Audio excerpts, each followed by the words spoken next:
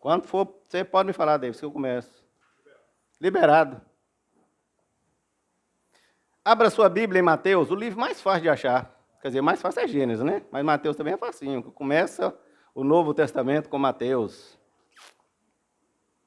Mateus também facinho de achar. O primeiro capítulo de Mateus.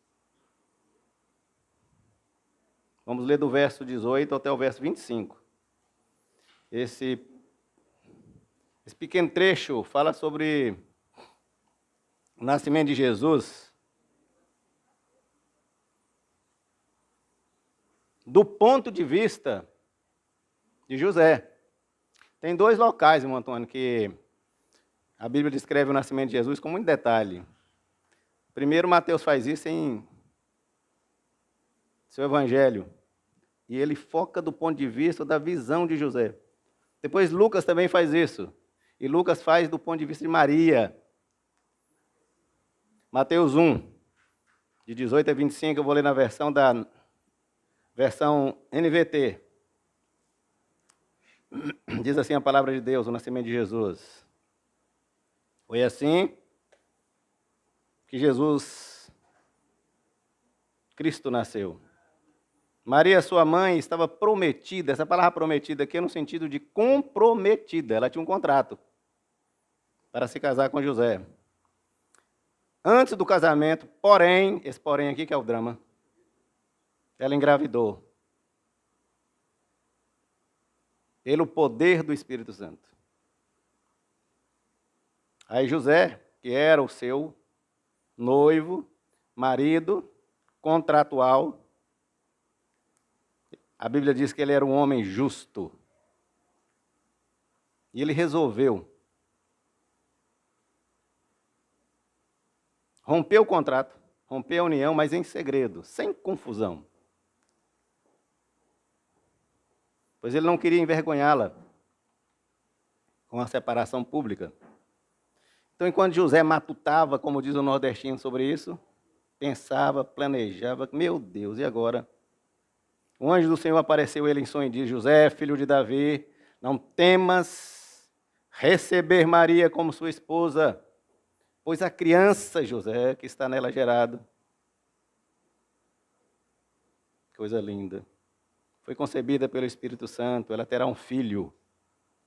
E você, José, que tem a responsabilidade de colocar o nome nos seus filhos, você vai chamá-lo de Jesus, porque ele salvará o seu povo dos seus pecados. Tudo isso aconteceu para cumprir o que o Senhor tinha dito por meio de um profeta. Esse profeta foi lá atrás, Isaías. Depois você pode ver lá em Isaías 7,14, está dizendo exatamente assim: a virgem grávida dará à luz a um filho e chamarão Emanuel, que o significado é Deus conosco. Quando José acordou do sonho, da visão que ele teve, ele fez exatamente o que o anjo lhe havia ordenado e recebeu Maria como esposa. Parece que o José acabou com as dúvidas. No entanto, ele não teve relações com ela até o menino nascer. E conforme o anjo lhe tinha dito, ele deu o nome do menino de Jesus. Jesus. Se você quiser, abaixe sua cabeça. Se você não quiser, não precisa baixar. Mas nós vamos falar com o Pai agora, com Deus. Do jeito que você está, porque Deus aceita a nossa oração, é exatamente como estamos. Não tem cerimônia nenhuma para falar com Deus. Jesus já acabou com toda essa presepada de ritual para falar com Deus. A gente baixa a cabeça e fala, e nós levamos o nosso coração ao trono da graça, dizendo: querido, justo e amoroso Pai, obrigado, Senhor Deus, por tantas bênçãos que o Senhor nos concede sem nós termos o menor mérito. Decidimos estar aqui agora. Nós optamos por livre iniciativa nossa de estar aqui agora para te prestar esse culto de louvor e de adoração.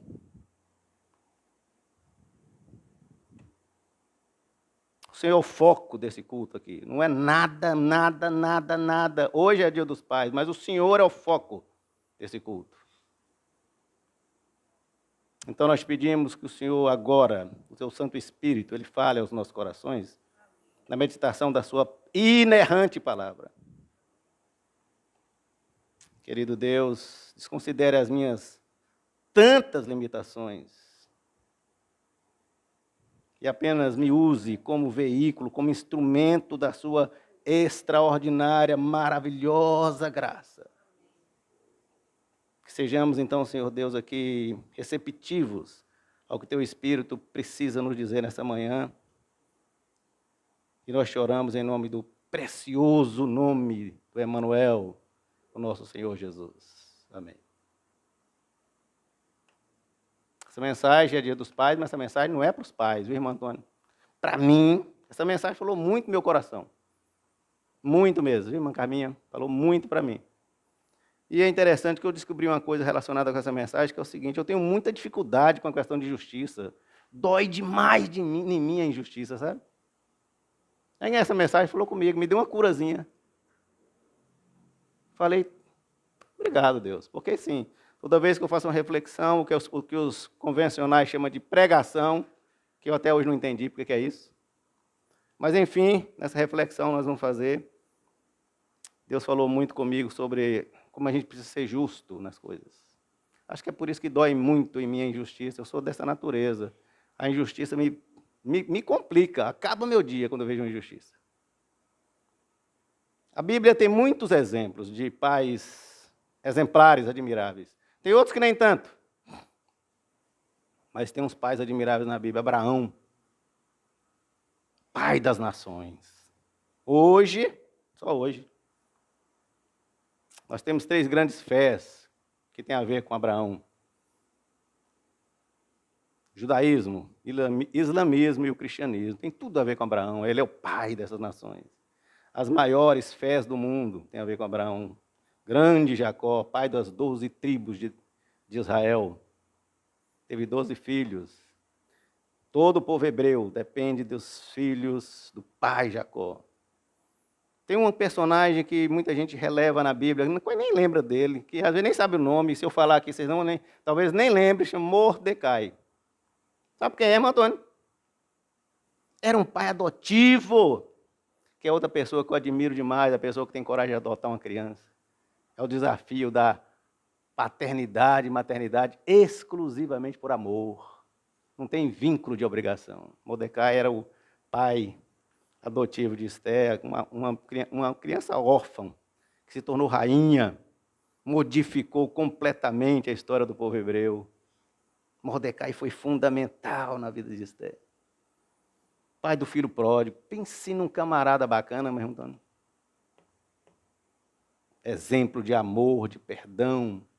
Pois que o filho aprontou, fez tudo que não prestava, Léo. Ele recebe o cara e fala, hoje vai ter festa aqui em casa, porque o meu filho estava perdido. Depois que ele torrou a grana do velho todo. Zebedeu, eu particularmente tenho uma admiração muito grande por ele, porque ele é o pai de 2 discípulos de Jesus muito queridos, que fazia o tripé dos amigos íntimos de Jesus, Pedro, Tiago e João. Tiago e Zebedeu eram filhos de Zebedeu. Tiago e João eram filhos de Zebedeu. E Zebedeu, quando eles quiseram seguir Jesus, Jesus era meio sem noção. Era meio atrevido. Ele passava assim, via uma pessoa, siga-me. Homem, pelo amor de Deus, eu sou pescador, sou coletor de... Vamos, rapaz, vamos comigo. Deixe de onda. Vou fazer você pescador, sai de pescar peixe, vou fazer você pescador de homens, de vidas, de almas. Pessoa, eu falei com o José esse dia, eu estava assistindo uma série muito boa, chama Os Escolhidos. Eu falei, se o Jesus falasse comigo, olhasse daquele jeito, vamos nessa. E Zebedeu falou com os filhos, vão, meus filhos, siga o mestre, ele é o Messias. Grande pai, Paulo. Não foi nem uma vezinha pai biológico, Beto. Não teve nenhum filho, segundo consta na Bíblia. Pode ser que tenha tido, a gente não sabe. Mas acho que Paulo era solteiro, mas Paulo teve milhares de filhos espirituais. Eu sou um deles. Nos meus estudos acadêmicos, agora eu estou aprofundando na vida de Paulo. Quanto mais eu estudo a vida desse homem, mais eu fico impressionado com a capacidade que ele teve de compreender a grandeza do Evangelho de Jesus. Maravilhoso, Paulo. E nós chegamos no nosso personagem de hoje, que é um personagem também que às vezes passa muito de forma assim discreta na Bíblia. E vocês vão ver por que ele passa discreto. O grande José. E José nada foi simplesmente escolhido para ser o pai paterno do Senhor, o Senhor da glória, o Senhor Jesus. José é chamado na Bíblia o personagem silencioso. Por que ele é um personagem silencioso? Preste atenção. A Bíblia tem mais ou menos, dependendo da versão, 31.100 versículos. 31.100. Está distribuído em mais ou menos quase 1.200 capítulos. 1.189. Sabe, gente? Apenas, não dá nem para fazer um percentual. Em apenas 26 faz referência a José. Dos 31.100, só 26 fala de José. E desses 26, só 14 cita seu nome. Não dá nem para ter um percentual, né? De tão pequeno que é. E aí vem a coisa pior ainda. Toda a Bíblia, quando alguém é relevante na Bíblia, tem uma citação dele. E disse Adão, então, para Deus: foi a mulher que você me deu que está fazendo aí. Josué, Davi, tantas citações bonitas, Salomão. Todos os grandes personagens bíblicos têm uma citação na Bíblia. José, zero. Nenhuma citação de José na Bíblia. Nenhuma. E disse José. Não, não existe isso na Bíblia. Contudo, sem palavras. Sem uma palavra. Ele é um personagem imprescindível na história do cristianismo. Que é, sem dúvida nenhuma, o mais maravilhoso, abençoado projeto de Deus para a humanidade, porque é o plano redentor do ser humano. Foi o caráter de José, postura, o testemunho dele, a vida exemplar que José teve, que possibilitou, de fato, a mais bonita história da humanidade. Tem um hino assim no cantor cristão. Conta minha velha história. Lindíssimo. José certamente não foi pai perfeito, não foi. José não era humano? E como sendo humano, é lógico que ele não pode ser perfeito. Mas ele foi referência na vida de Jesus. Eu vou mostrar isso para vocês hoje. Eu creio que quem tem pai, quem teve pai, com certeza, é bem possível que você tenha um exemplo de seu pai gravado na sua cabeça. Exemplo bom, né? De meu pai eu trago o seguinte legado. Meu pai me ensinou, filho, ele nem sabia que ele estava falando essas palavras bonitas que eu vou dizer, que eu me tornei especialista em educação financeira. Sou extremamente disciplinado com minha educação financeira. Meu pai que me ensinou, ele dizia, filho, nunca permita, nunca compre, nunca gaste o que você não ganhou. Nunca permita, meu filho, que um cobrador bata em sua porta. Nunca aconteça, não passe vergonha. A gente só pode viver dentro do padrão que a gente define. Então não compre nada fiado. Meu pai nunca comprou nada fiado. E eu vim com esse costume meio na modernidade, fiquei meio atrasado. Um dia eu fui conversar com o meu gerente do banco. Ele falou, por que você só usa seu cartão no débito? Eu falei, porque meu pai me ensinou a não dever nem no cartão. Esquece seu pai. Use o crédito, porque a quantidade de movimento que você faz, você vai ter muitas milhas, dá para você dar uma volta no mundo. Eu falei, ué, e é? Mas ele falou, pela sua disciplina, você deixa um valor lá. O dia que cair, morreu o boi. Conciliou, né, Antônio? Mas eu acho isso muito bonito no que o meu pai me disse, sabe? Então, eu com certeza... Como é que sua filha se chama, Beto?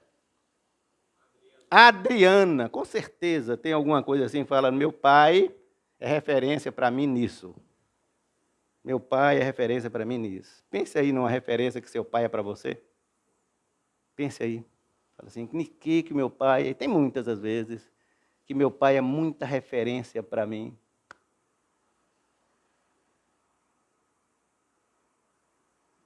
O que seu pai é referência para você, querido Léo? Não precisa falar. Eu já estou percebendo no seu coração. Referência. Coisa maravilhosa, quando o pai é referência na vida da gente. Eu estava essa semana, foi sexta-feira, eu estava fazendo uma celebração do Dia dos Pais no Lar Batista. E eu dei essa oportunidade também, falei com eles assim, estava falando uma reflexão sobre os pais e falei, eu queria que vocês tivessem a oportunidade de falar uma referência sobre seu pai. E tem uma senhorinha lá que eu gosto muito dela, eu já falei aqui, eu estou trabalhando no processo de conversão dela, irmã Vera. E ela falou, ela não pode falar, ela não consegue, ela teve AVC, ela fala com muita dificuldade. Ela escreveu para mim. Leia, pastor. Coisa linda que ela escreveu. Mas, por outro lado, eu falei com as demais pessoas, tinha outra senhora lá, que eu não vou citar o nome para não comprometer ela, falou assim, eu não tenho absolutamente nada de referência do meu pai. Como assim? Você não tem nada? Nada. Nada. Nada. Meu pai não representa nada na minha vida. Pelo contrário, ele só foi decepção na minha vida. Ela fez um sinal assim, bebia muito, só deu trabalho. Triste, né? Eu acho triste a vida de uma pessoa que tem um pai que não é referência em absolutamente nada na vida dela. Aquela amargura, aquela tristeza, aquela dor.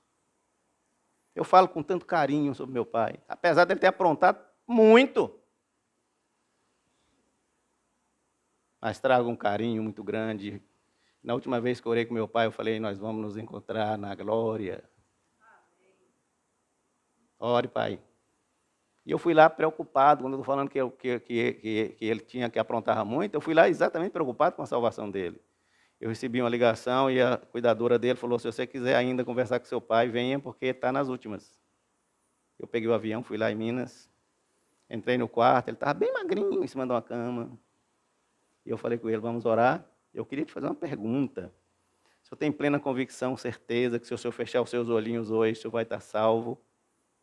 Tenho, meu filho. Eu tenho. Vamos orar.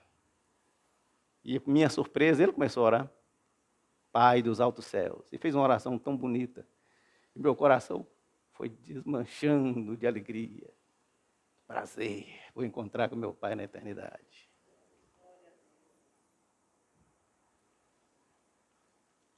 José foi um exemplo de eloquência no silêncio, sabe, meus irmãos? Não tem uma fala dele, mas um cara eloquente. Ele aparece pela primeira vez em Mateus 1,16, quando a Bíblia cita José, dizendo, ele era filho de Jacó. Então, o avô paterno de Jesus chamava Jacó. Marido de Maria. Interessante, né? Numa cultura judaica, ele era referência de José, tem a ver com a esposa do qual nasceu Jesus. E aí nós aprendemos a primeira lição maravilhosa. Pastor Star chegou na hora da primeira lição. Seja bem-vindo, meu irmão. Que a vida de José nos ensina, que é assim. Sabe, meus irmãos, nossa importância para o reino de Deus não tem absolutamente nada a ver com o que nós aparentamos, com o que nós falamos. Não tem nada a ver com o que eu falo aqui com vocês. Não tem nada a ver com o discurso. Não tem nada a ver com conversa. Porque Deus é maravilhoso e Ele entende que nossa relevância, nossa importância para o reino não está no nosso destaque na nossa sociedade, nem o que nós falamos, nem o que... Não. Nossa importância para Deus está no que nós representamos e não nos que nós aparentamos ser, porque nós somos, por natureza, hipócritas. Então, preste atenção. Relevante para o reino não é a gente aparecer, a gente se amostrar, mas a gente cumprir o propósito que Deus tem para a nossa vida. 1 Coríntios, Paulo, grande Paulo, disse o seguinte, o reino de Deus não consiste em palavras, mas em virtude. Bacana demais, né, Guilherme? Agostinho de Hipona, que os católicos chamam de Santo Agostinho. Talvez também tenha sido São Tomé de Aquino. Ele diz o seguinte, olha que coisa maravilhosa, pregue em todo tempo o evangelho de Jesus. E, se necessário, use palavras. Pregue em todo tempo, e se necessário. Porque o evangelho, meus irmãos, não é conversa, não é discurso, não é resenha, como a gente diz aqui no Nordeste. O evangelho de Jesus é vida, testemunho, ação, atitude. Isso é o evangelho do Senhor Jesus. Quais as razões, meus queridos, que José foi escolhido, então, para ser o pai do Filho de Deus? Olha o que eu estou dizendo. José foi escolhido para ser o pai do Filho de Deus. Primeiro, ele tinha genealogia. A promessa, a profecia dizia que o Messias viria da genealogia de Davi. José e Maria, tanto José como Maria, eram descendentes de Davi. Daí a expressão que a gente usa, aquele leproso que Jesus foi passando, Jesus, filho de Davi, tenha compaixão de mim. Lembram? Tá por isso. José era herdeiro do trono de Davi. Presta atenção nisso, viu, pastor?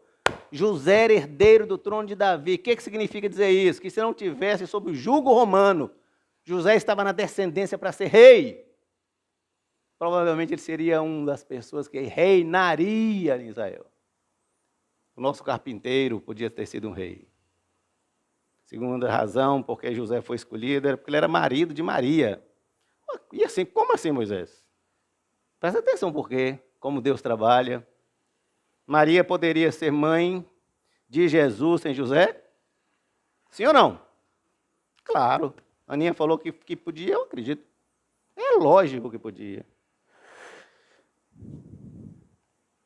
Mas se acontecesse isso, Maria seria humanamente uma mãe solteira, sim ou não? Então Deus quis que seu filho viesse no mundo numa família tradicional, que tenha pai, que tenha mãe, que tenha filhos. E Maria tinha com José um contrato. Quando ele fala que ela estava comprometida, tinha um contrato formal entre as famílias. Esse contrato chama Ketubá. Ketubá é o contrato que unia os dois. O contrato determinava o seguinte. Até hoje em Angola tem isso. O noivo tem que pagar um dote para a família. Então, José tinha que pagar um dote para o pai de Maria, para a família. Segundo a tradição católica, ou os livros apócrifos, fala que o pai de Maria chamava Joaquim e a mãe Ana. Por isso tem a Santa Ana. E José chega lá e fala, eu quero casar com Maria, e o pai fala, ajunte o dote. Não é assim não. Vai pegar a Aninha aqui e levar assim na mãe, é negativo. O noivo, então, primeiro viabilizava uma casa. Depois que ele viabilizava essa casa, aí ele tinha o direito de ir lá tirar a escolhida da casa dela para levar para a casa dele. Então isso demorava mais ou menos um ano, porque dependendo da situação, o dote não era brinquedo, não. Lá em Angola tem esse negócio que o dote vai sendo colocado assim perto da noiva. Aí quando supera o tamanho da noiva, todo mundo... Então fica essa luta para ser um dote bem bacana. E se o cara for rico, não era o caso de Jesus, o bicho era pobre, o de José, ele era pobrezinho. O dote de José deve ter sido bem pequenininho.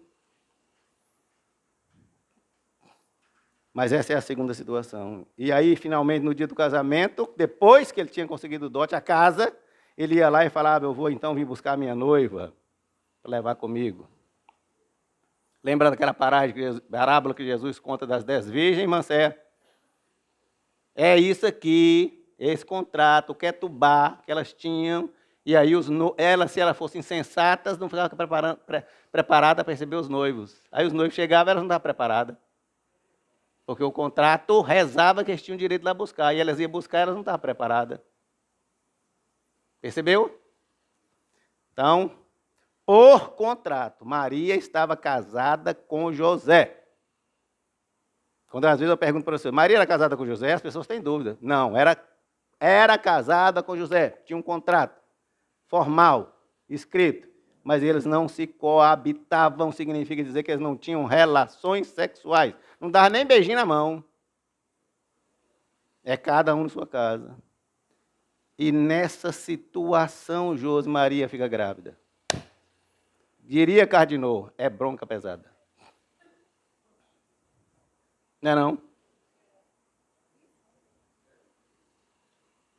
Complicou. Aí, a terceira razão, porque Deus escolheu José para ser marido de Maria, ele era um homem justo. José era um homem de caráter. Apesar de que quando a gente fala assim, o cara era de caráter, tem caráter bom e caráter ruim, né? José era de bom caráter.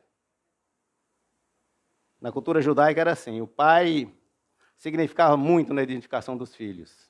Então, presta atenção, Jesus, ele não podia vir de um pai sem caráter. Ele não podia ser o Messias, não podia ser de um pai mal visto, mal pagador, trambiqueiro, cheio de confusão, irresponsável. Então a Bíblia fala categoricamente, José era um homem justo. Tinha que ser aprovado pela comunidade. José prova seu caráter de justiça, sabe, meus irmãos? Em não difamar, não desonrar Maria depois dessa pancada que ele recebe. Jesus. Maria dizia estar grávida e ela falou, meu Deus, eu tenho certeza que não é meu. Então José é um homem justo, íntegro. Ele resolve pagar o preço para a sociedade da decisão que ele tem que tomar para não desgraçar a vida de Maria. E aí nós aprendemos a segunda lição bonita com José agora. A vida do José nos ensina que diz que relacionamento sincero com Deus é muito mais importante, meu irmão Antônio Gibson, do que a gente estar politicamente correto com a sociedade, seja ela qual for. Não se preocupe, está correto com sua família, com a sociedade, com a rede social, com a igreja, com nada. Se você não estiver sinceramente relacionado com Deus. Porque você faz hipocrisia. Então José falou que se dane a sociedade. Mas eu tenho um compromisso com o meu Deus de não desgraçar a vida de uma pessoa. Meus irmãos, cuidado, Moisés. Você não ficar preocupado com o que a sociedade pensa ou deixa de pensar de você. Eu já me libertei disso com muita ousadia, sabe? Eu estou um pouco me lixando que as pessoas pensam a meu respeito.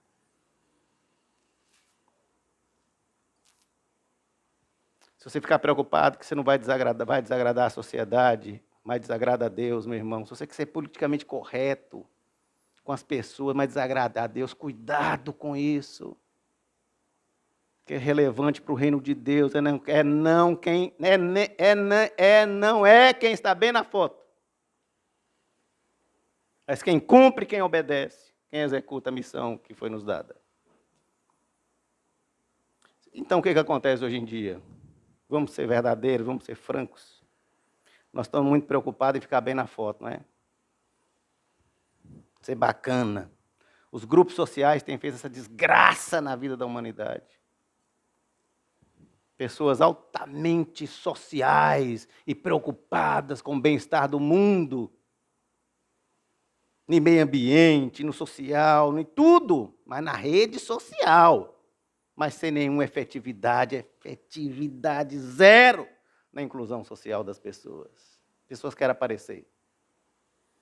E a Bíblia diz claramente que quando você fala que ama a Deus, e você de fato não demonstra isso com seu irmão, é fake news, é mentira. Então agora vocês imaginem, uma jovenzinha, pobre, saindo da adolescência, caipirinha lá de Nazaré. Nazaré é um ovo, desse tamanhozinho, uma vila. O que acontece nas vilas quando uma pessoa fica mal afamada? Todo mundo sabe, não é não, Gil? Simples, de repente ela se vê grávida sem ter um marido. Naquela época, imagina. Então, com certeza, ela foi questionada pela família. É óbvio, com certeza ela foi questionada por José, Maria. Como é que você faz uma dessa comigo, Maria? Ela foi questionada também pelo pastor Antônio Carlos. Não, o pastor Antônio Carlos estava lá não. Mas com certeza ela foi questionada pelas autoridades. E hoje os pastores são assim. Se uma pessoa pisa na bola dentro da igreja, ele vai no gabinete pastoral e às vezes a pessoa é detonada. Estou falando mentira? Pelo sacerdote, pelas autoridades religiosas. Essa era a situação de Maria. que Maria faz diante dessa situação? Veja bem a bichinha. Lucas escreve isso com muita preciosidade. Lucas fala assim, e é uma coisa que a gente presta muito pouca atenção na atitude dela. Maria fala, Lucas fala que ela saiu apressadamente de Nazaré. Quando ela fala apressadamente, Lucas atenuou, porque ela fugiu ou não? Fugiu de Nazaré. Vamos pôr esse fugiu entre aspas. Mas o fato é que se Lucas fala que ela saiu apressadamente, ela vazou. Ela foi encontrar com a prima dela, que ela tinha muita consideração por ela, chamada Isabel, que não morava em Nazaré.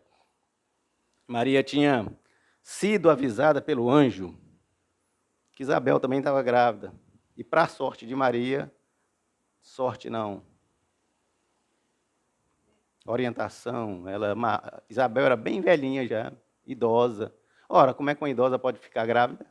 Maria pensou assim, vou lá conferir se Isabel, grávida, com essa idade, então o que o anjo me falou, procede, eu posso estar grávida realmente do sobrenatural. E aí vai Maria para casa de Isabel. Meus irmãos, pense comigo, Maria tinha ou não uma história difícil de qualquer ser humano engolir? Não era? Coisa inacreditável, uma coisa inexplicável, uma coisa inconcebível para a nossa cabeça. Imagina, irmão. Meu Deus, chega uma filha sua e fala, eu estou grávida, quem é o pai? O sobrenatural. Ah, espera aí. E a Maria chega na casa dela, eu fico imaginando a cena. Pai, Quincas, mãe Ana, estou grávida. Como assim, Maria? Você está grávida? Você não sabe que você só podia sair com José, ficar com ele, depois você fosse para a casa dele. Não, não é José, não. Meu Deus! Agora que danou mesmo. Não é de José? Não, não é de José. Meu Deus, Maria, você foi estrupada, Maria. Esses cretinos desses romanos fizeram alguma coisa com você, Maria? Não, não, não, não, não. Espírito Santo, uma coisa sobrenatural. Maria, você está doida, Maria. Você está louca. Como é que nós vamos acreditar nisso, minha filha?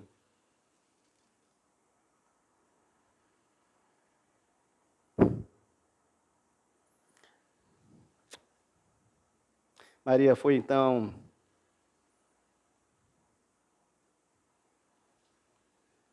nem um pouquinho convincente com a família dela. Pode ter certeza disso. Porque ela foi procurar refúgio na casa de Isabel para constatar o que estava acontecendo. E é bacana quando chega na casa de Isabel, olha que coisa maravilhosa que a Bíblia descreve.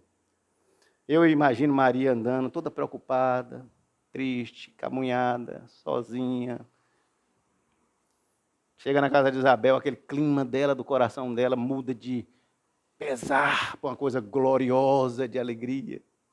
Quando ela chega na casa da porta de Isabel e ela fala, Isabel, minha prima, primeiro raio de alegria aparece quando Isabel fala lá de dentro para ela. Quando Isabel ouve a voz de Maria, o Espírito Santo invade a vida de Isabel. Que coisa linda. Só dela falar, Isabel, estou aqui. O Espírito Santo na vida de Isabel. Primeiro, trovoada, tempestade de alegria, a vida de Isabel. Depois, o bebezinho que estava dentro da barriga de Isabel pula de alegria. A Bíblia fala que ele salta, e quem é que estava lá dentro? João Batista. E João Batista ia depois falar, eis o Cordeiro de Deus que tira o pecado do mundo. E depois uma terceira alegria de Maria, ela mesma, a própria Maria. Como é que pode? A preocupação dela, aquela agonia, aquela tristeza, transforma numa alegria, glória, júbilo, uma coisa gloriosa. Maria escreve um cântico fantástico, descrito por o grande Lucas como Magnificat. E Maria faz uma oração maravilhosa. Meu espírito se alegra no Deus, meu Salvador. Estava convencida. Enquanto Maria está lá nessa alegria toda, o pobrezinho do José só tinha certeza. Esse filho não é meu. Aí, meus irmãos, a coisa complica, porque José era um cara que sabia das leis. E lá em Deuteronômio está escrito que se por acaso a mulher fosse adúltera, ela tinha que ser apedrejada. E José olha para a cena, eu sou um seguidor da lei, e ele fala, se o filho não é meu, se ela não foi estrupada, se não aconteceu nada disso, ela é uma adúltera. E se ela é uma adúltera, a lei diz que tem que apedrejar. E agora, José? José, onde você foi se meter?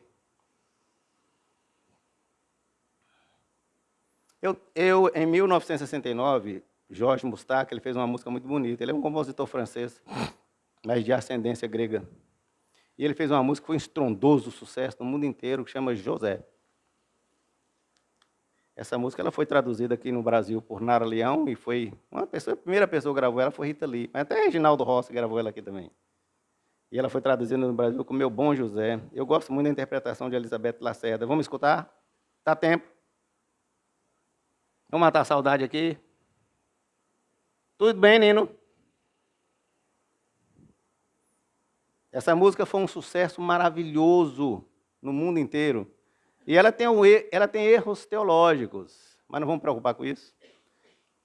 O que nós vamos preocupar é o seguinte, com a beleza da poesia daquele que ele tentou fazer. Pode passar aí, Davidson, para nós? É bem rapidinho. Acho que é só 2 minutos. Acho que vale a pena.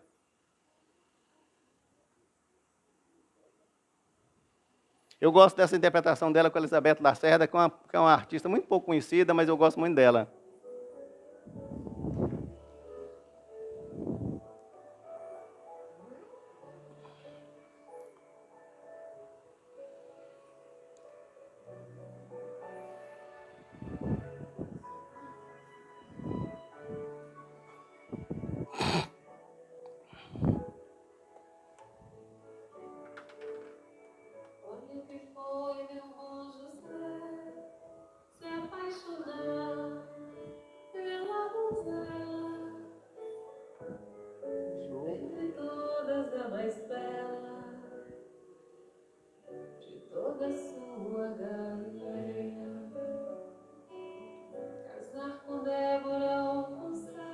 Lembra dela?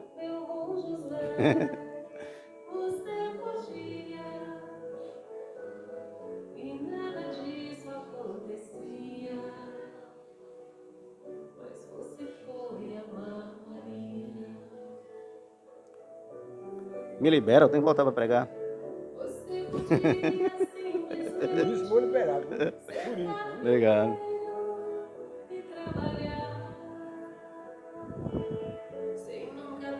Já tinha escutado essa música? Nunca. Linda, olha ver, linda demais.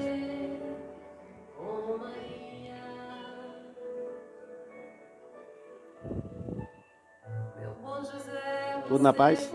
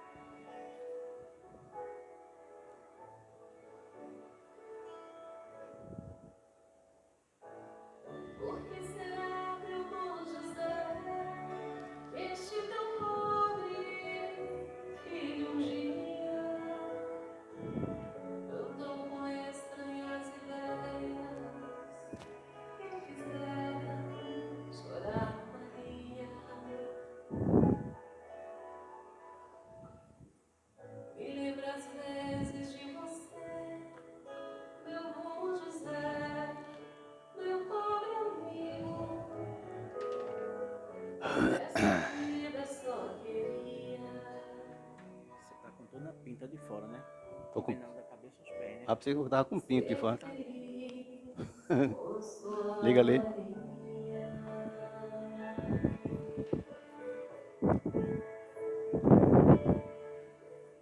Linda, não é a música?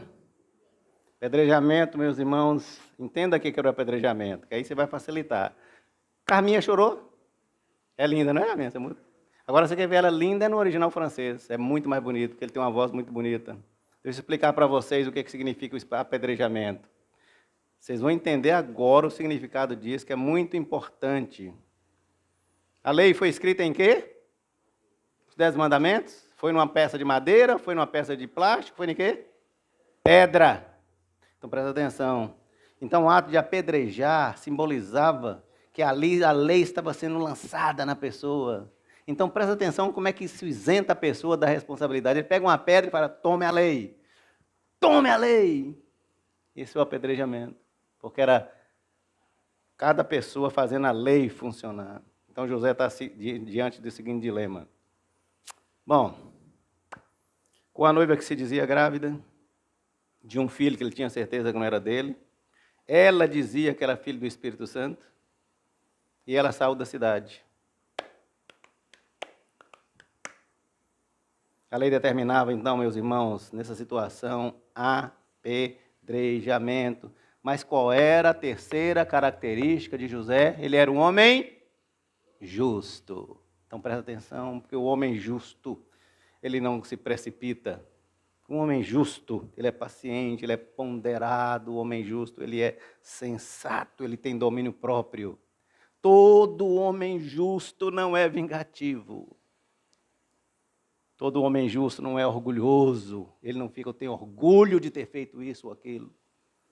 Todo homem justo não age segundo o que a sociedade cobra dele. Ele encara, ele enfrenta, ele tem coragem. Todo homem justo não comete injustiça. Porque todo homem justo age pela fé. Hebreus diz de forma clara, pastor. O justo viverá pela fé. Coisa linda. E é pela fé que José decide, secretamente, sem fazer-se de vítima, sem se vingar.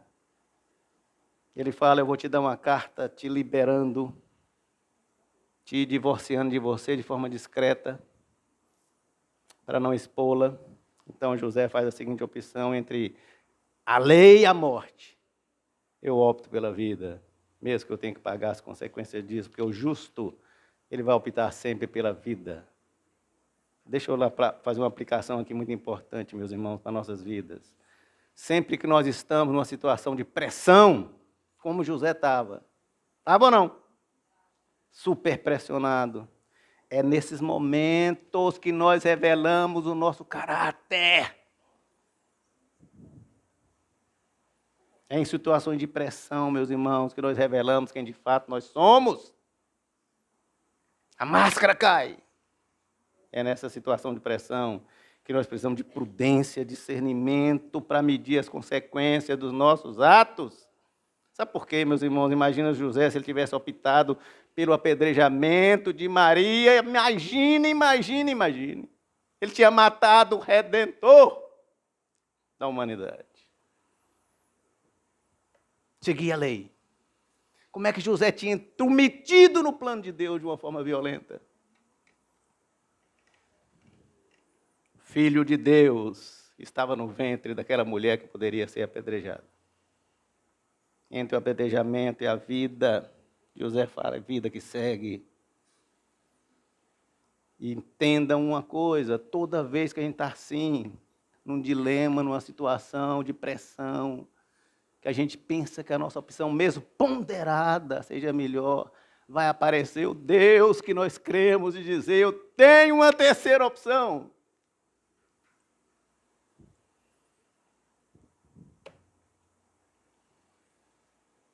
Quando nossas orações, as nossas opções, meus irmãos, não são muito boas, e às vezes até parece, na nossa concepção, o anjo apareceu para José e disse, José, não tenha medo, meu querido, aceite Maria como sua esposa.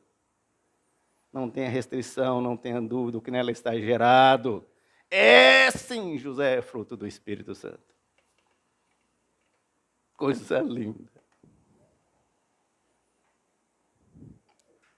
O justo vive pela fé. Ela dará à luz, José, é um menino. Esse menino vai salvar o povo dos seus pecados. Você, José, vai chamá-lo de Jesus, que significa o Senhor salva. Creia, José, é o cumprimento da promessa. A virgem dará à luz a um filho chamado Emanuel, significa Deus conosco. Jesus tinha muitos, era um nome muito comum naquela época. Muito comum. Mas Jesus chamado Emanuel, só o Senhor Jesus. Deus conosco. José creu no que o anjo lhe disse. Imediatamente ele mudou os planos dele. Porque o justo, ele sempre sabe o que é melhor para Deus na vida dele. Provavelmente José tenha ouvido muitas críticas, suponho. Mas é assim que eu acabei de falar, o justo ele não se orienta pelas críticas das pessoas, pelo que a sociedade está falando, por zum, zum, zum. E aí nós aprendemos uma terceira preciosa lição com José. Antes de você colocar em prática as suas decisões, mesmo que elas tenham sido pensadas, ponderadas, refletidas, entenda e permita ser de Deus a palavra final. Porque Ele sempre o que é melhor do que... Ele, Deus sempre sabe o que é melhor para a gente. José, então, esquece aquela carta de divórcio, Ketubá, e recebe Maria como sua legítima esposa. Evita Maria por apedrejamento, evita Maria a desgraça da vida de Maria. Exatamente nesse período, meus irmãos, que a coisa complica, porque sai um decreto do imperador falando todo judeu tinha que se alistar na cidade de origem. E qual era a origem de José? Davi. E os descendentes de Davi tinham que ir para Belém. Vai José de novo enfrentar outro desafio. Vai se alistar em Belém, porque ele era um cidadão responsável. Mas se fosse eu falava, vou nada. Longe demais. Eu vou falar que Maria está grávida, vou arrumar uma desculpa, vou não. Como é que eu vou levar minha esposa grávida? 120 quilômetros. Não era de Uber não, meu Antônio. Nem de avião, nem de trem, nem de metrô. Era a pé. Pessoa. Mas José, guiado por Deus, mesmo sem saber, ele estava cumprindo as profecias de Miqueias, que era, e tu, Belém Efrata, de modo nenhum será menor entre as de Judá, porque de ti sairá o Redentor, o Messias. Olha como é que a gente está na direção de Deus, como é que as coisas vão acontecendo. Ele empreende essa viagem difícil, meus irmãos, 120 quilômetros a pé com um burrinho, que José cumpria suas obrigações cívicas. Chega em Belém, acabou os problemas da humanidade, né? José não tinha sequer, pastor Estácio, lugar de ficar. Mas olha aqui, meu irmão, uma coisa que me chama muita atenção nessa história. Todas as hospedarias lotadas. Eu acho que José, a família de José, não era de Belém. Irmão Antônio, isso é de onde? E é. José é de Rio Verde, me chama José. Não, José também é da capital. Tu é de onde? Olinda. Agora presta atenção, a família de José está toda em Olinda. Aí José chega lá, os hotéis estão todos fechados. José vai procurar um parente ou não? Obviamente que José foi procurar os parentes. Teve algum parente que hospedou ele? José sente a rejeição do que é isso. Isso não está na Bíblia. Mas é óbvio que deve ter acontecido. E eu fico pensando assim, esses parentes de José, presta atenção na oportunidade que eles perderam de entrar para a história da humanidade definitivamente. Porque em vez da Bíblia dizer o Filho de Deus nasceu na manjedoura, ia dizer o Filho de Deus nasceu na casa de fulana de tal, que era prima de José. Olha a lição para nós, meus irmãos. Quando a pessoa está necessitada e a gente fala, não é problema meu, às vezes você está conflitando com o propósito que Deus tem na vida da gente. Rejeitada, eles vão para um estábulo. Quando a gente fala estábulo, não é porque ele foi para o curral, não, é porque naquela casa, naquela época, eles criavam os animais na própria casa. Eles falaram, tem aí o lugar que os animais ficam, os burrinhos, os carneiros, se quiser ficar lá. E é verdade porque Jesus nasceu numa manjedoura. O que é uma manjedoura? Um coxo de dar comida para os animais. José então sabia que a despeito de todas essas adversidades, Deus tinha um propósito em tudo aquilo que estava acontecendo, porque José não enxergava como eu. Não sei como o senhor, irmão Antônio, porque o senhor está num nível espiritual muito maior que o meu. Mas José enxergava muito acima das aparências, sabe, meu irmão Antônio? Jesus nasce numa manjedoura, num coxo de animais, o filho, eu fico pensando nisso, gente, o filho do Criador do universo. No princípio era o Verbo estava com Deus e o Verbo era Deus, ele criou todas as coisas com Deus. E agora está aquele bebezinho lá, frágil, numa manjedoura. Olha como é que os projetos de Deus são estranhos. Agora José se preocupa em cumprir o que era obrigação da lei. A lei determinava que no 8º dia o filho tinha que ser circuncidado. Ele faz.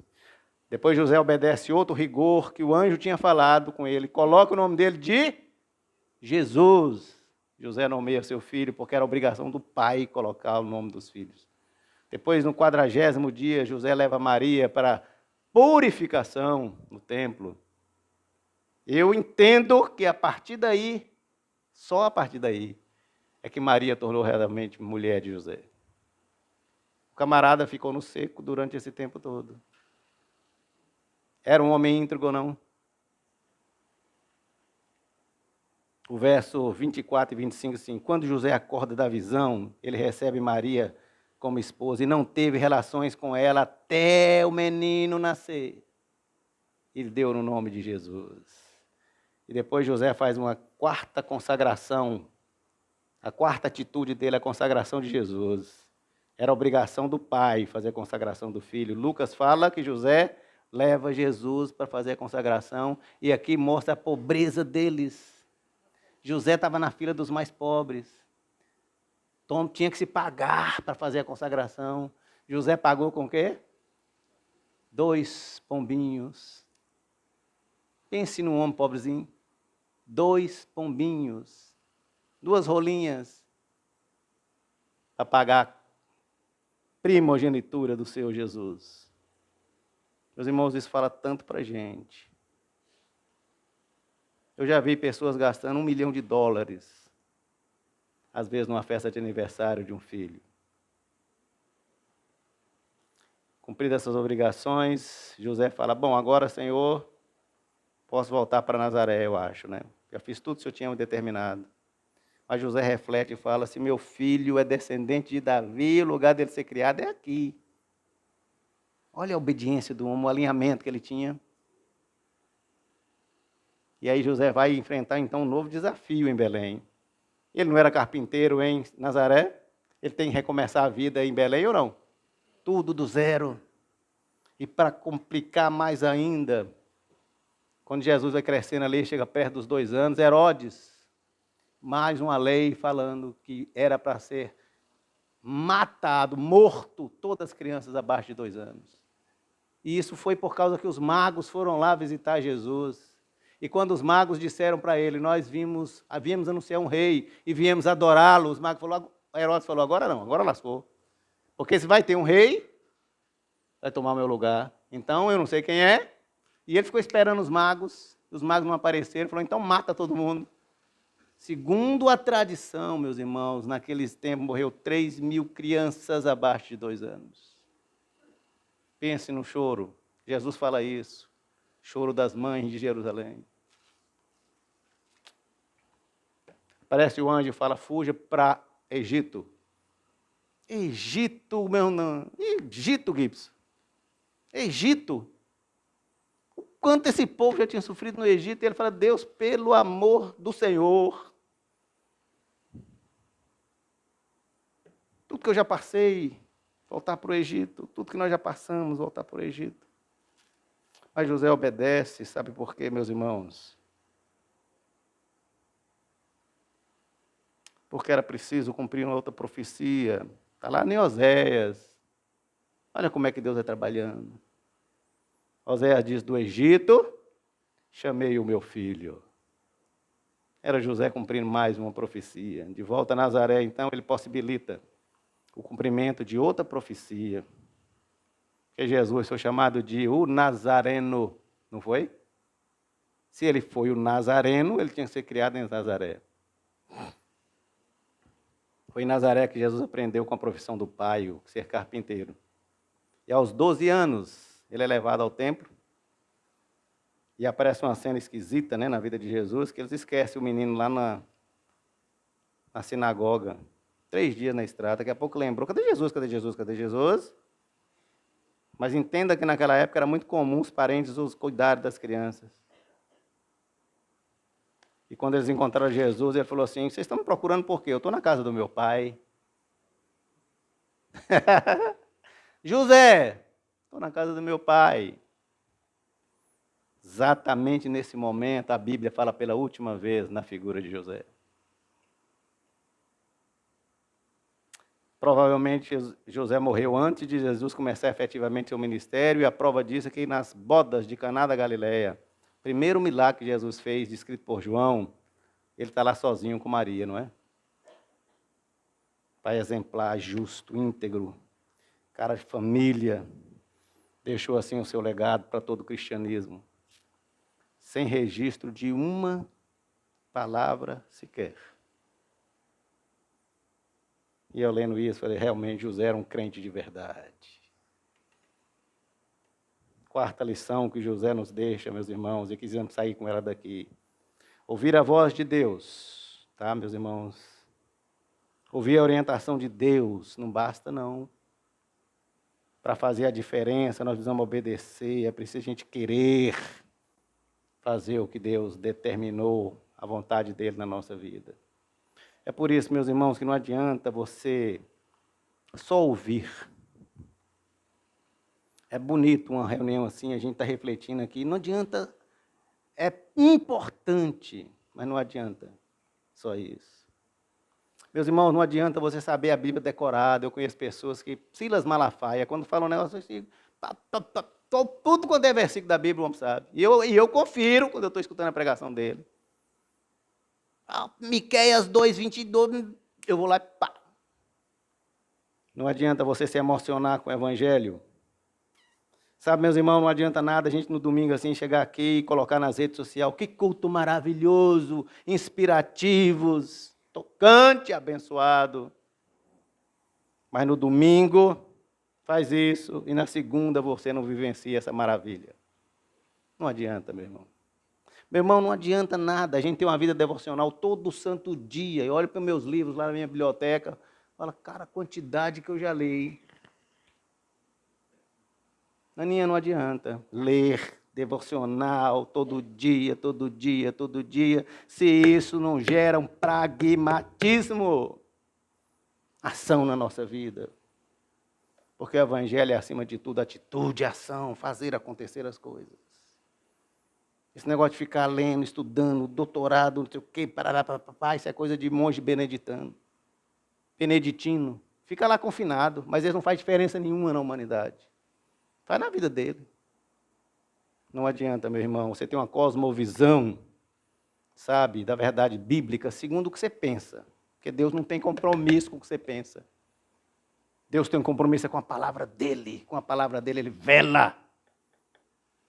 Então não adianta você desenvolver tese para se adequar na verdade bíblica. Deus não tem compromisso com isso. Deus tem compromisso com a sua verdade inerrante. E José é um exemplo maravilhoso disso, que ouviu, obedeceu, praticou o que lhe for ordenado. Quando Deus fala com a gente, cumpra. Deixa eu concluir, porque nós precisamos ter festa ainda. E hoje em dia é assim. Nós somos bombardeados, péssimos exemplos, o tempo todo. A televisão está aí cheia de porcariada. A comunicação nossa está corrompida, tanta mentira, meus irmãos. Uma imprensa nefasta, hipócrita. Enchendo a cabeça das pessoas de porcaria. Nós temos uma tal de rede social, que eu tenho ojeriza disso, por um motivo. Ela definiu, sabe, ela fica definindo os valores que são totalmente contrários, o que é às vezes a verdade da Bíblia. E nós vamos entrando nessa, sabe, vai ficando banalizado. A gente vai entrando com o processo de santificação, tem a ver com mensaginha bonita para lá e para cá. Tem não, meus irmãos, não tem não. O processo de santificação é outro, é vida. Não é escrever uma coisinha lá, mandar, isso é muito bacaninha, mas não passa disso. Como dizia minha mãe, meu filho, isso às vezes não passa do teto. Não tem poder de mudança, de transformação. Porque, sabe por quê, meus irmãos? Porque na rede social todo mundo é santo. Toda e qualquer decisão que nós vamos tomar, meus irmãos, precisa estar alinhado com o propósito que Deus tem para nossas vidas. É por isso que eu falei que essa mensagem fala muito ao meu coração. Eu tenho tentado, sabe? Quando a gente não está alinhado, sabe, Beto? Se você não está alinhado com a vontade de Deus, as decisões que você vai tomar vão ser desastrosas. Sabe por quê, Beto? Porque nós temos 100% de liberdade, 100% de fazer nossas opções, de decidir. Mas nós não temos gestão nenhuma, é zero a nossa capacidade de administrar as consequências. Olha que coisa perigosa. Você pode decidir, mas as consequências você não tem gestão. Por essa razão que nós precisamos ter o tempo todo atitudes que sejam orientadas por Deus. Se nós desalinharmos do propósito, vai ser desastre, pode ter certeza disso. E Jesus, maravilhosamente, com muita profundidade, sabe? Ele deixa uma lição do pai, José, para nossas vidas. E Jesus interpretou essa lição. O Filho de Deus, o filho de José, ele está diante de uma mulher adúltera. O que a lei dizia? Apedrejamento. Não era isso? Jesus está lá diante daquela cena. E aquele todo o povo, a sociedade em volta. Essa mulher pecou, Jesus. Foi achada em adultério. A lei diz que tem que apedrejar. Se ele vira e fala, se a lei diz, vamos apedrejar a criatura. Se ele fala isso, ele entraria em rota de colisão com o que ele mesmo pregava. O amor, a tolerância, a bondade, a generosidade.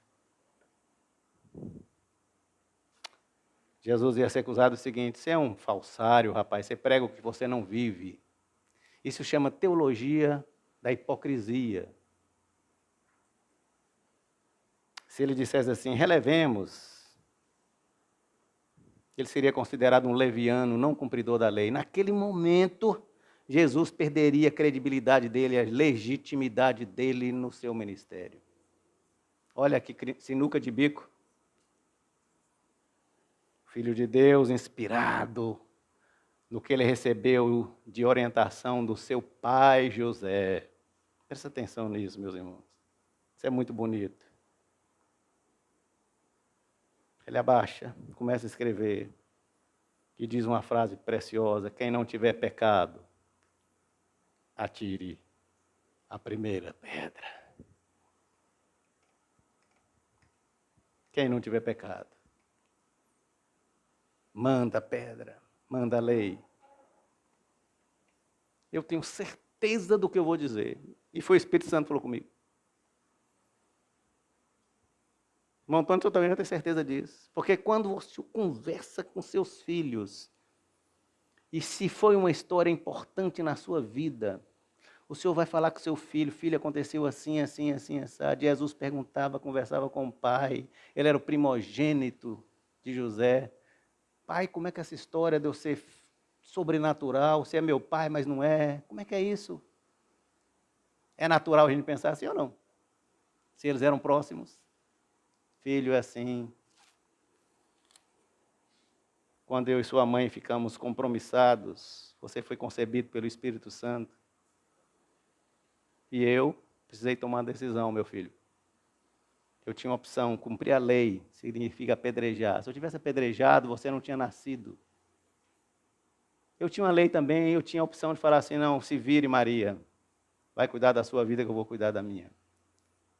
Você teria sido filho de uma mãe solteira, remediada, discriminada a vida inteira, para o resto da vida na sociedade, na humanidade. Naquele dia, Jesus lembra dessa história. Por que apedrejar?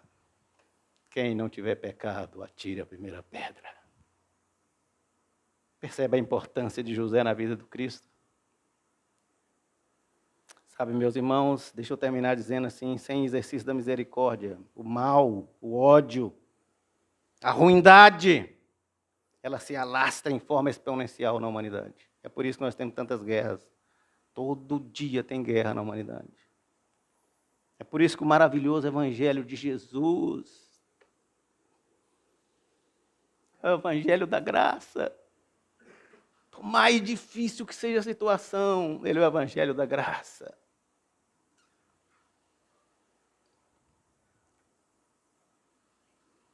Maravilhosa graça. O exemplo de José, meus irmãos, nos inspire para nós sermos pais, mães, filhos, cidadãos, pessoas, servos do reino, que hajamos como agentes da graça de Deus.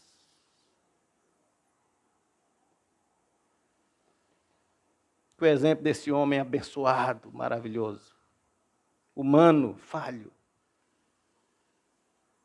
nos ensina o profundo sentido da palavra legado. Nós precisamos deixar legado e não herança para nossos filhos e para a humanidade. Nós vamos aprender com José a beleza e a bênção, meus irmãos, de sermos justos. Justos. Como foi o exemplo do pai, do filho de Deus. Que Deus nos abençoe. Amém.